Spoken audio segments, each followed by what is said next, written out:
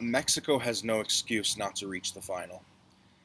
They should beat Venezuela. They should beat Jamaica. Last night, they made a very strong case of themselves for reaching the final and possibly winning this whole tournament.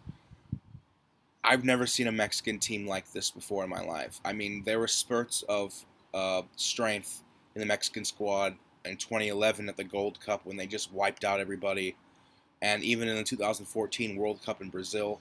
But this is probably the strongest Mexican team I've seen in at least the last 10 years.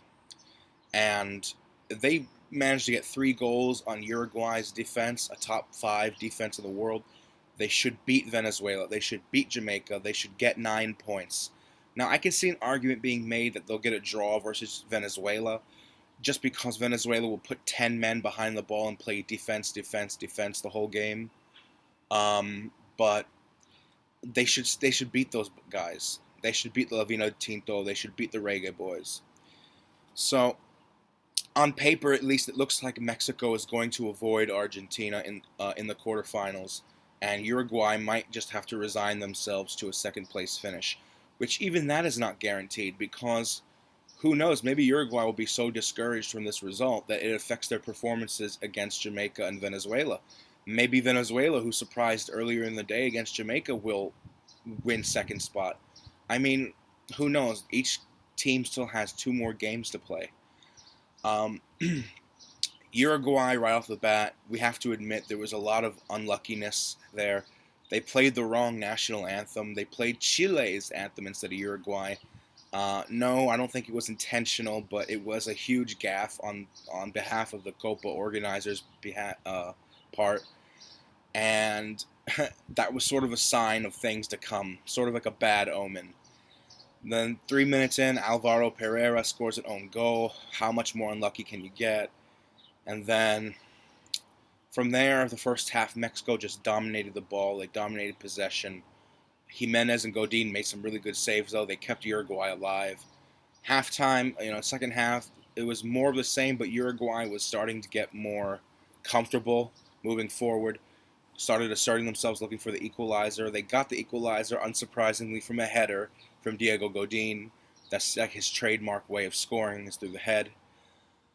And it really, if Uruguay had just kept their cool, kept their heads together, not have gotten too hyped up, too worried, they could have gotten a draw, especially when Mexico lost Andres Guardado, the red card. It was 10 men against 10. They could have gotten a draw, but credit to Mexico, they pushed forward. They asserted their dominance, and they got 2 late goals from Rafa Marquez and Hector Herrera. Good for them. 3-1 victory. Uruguay now at the bottom of the group with a negative 2 goal difference. And the only way I can see Uruguay avoiding Argentina in the quarterfinal now is if somehow Argentina slip up against Chile later tonight. If Chile is manages to pull off the win against Argentina, um, with no Messi there tonight specifically, then maybe Argentina will finish second, and maybe the winner of Group C, Mexico, will have to play Argentina in the quarterfinals. So maybe it'll be better for Uruguay to finish in second. But again, this is all just speculation. We don't know what's going to happen for sure until the results come in. But yeah, it was a deserved win for Mexico. They really made a strong account of themselves for being true Copa America contenders. I think they're the best team so far that played, and they can go on and win this whole thing for the very first time. This is a really, really impressive, very talented, very strong Mexican team. And as an American fan, I mean, we got a long way to go to catch up to them. I mean, there will always be the whole rivalry between the U.S. and Mexico, and we'll beat them a few times. They'll beat us a few times, but we're still far behind them as far as development of our domestic league and producing national side players that can compete on the global stage. So we have a lot to learn from our neighbors to the south. The other game, Venezuela versus Jamaica, that was a little bit of a surprise.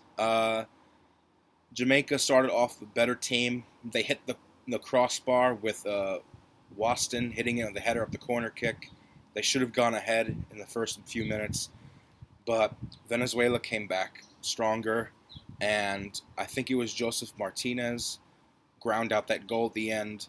And on top of that, the red card to Randolph Austin, the Jamaican forward, was just the icing on the cake to Jamaica's bad day. Um, and I think that from the minute Jamaica received the red card, the match was already over because you're 1-0 down and you have 10 men in the field. Only truly great teams can come back from that. And Jamaica's not a great team. Uruguay was able to come back from that when Godin equalized against Mexico, but Jamaica, no.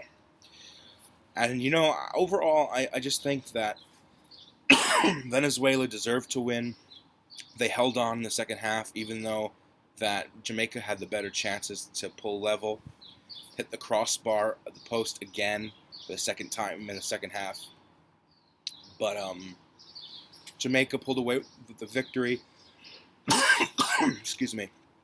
I'm pretty sick today. And now it's throwing the whole group in the air, to be honest. And Jamaica are in a world of trouble.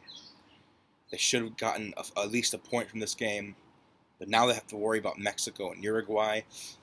I think the Reggae Boys might just finish this with 0 points. And Venezuela, who knows? They might use this momentum of this victory to go on to pick up some more points against Mexico or Uruguay. Maybe they'll be the surprise team that advances, but we'll have to see. So this is just my reactions for the Group C results last night. What do you think about it? Share, like, subscribe, comment below, provide some feedback. Give me your opinions on the matches.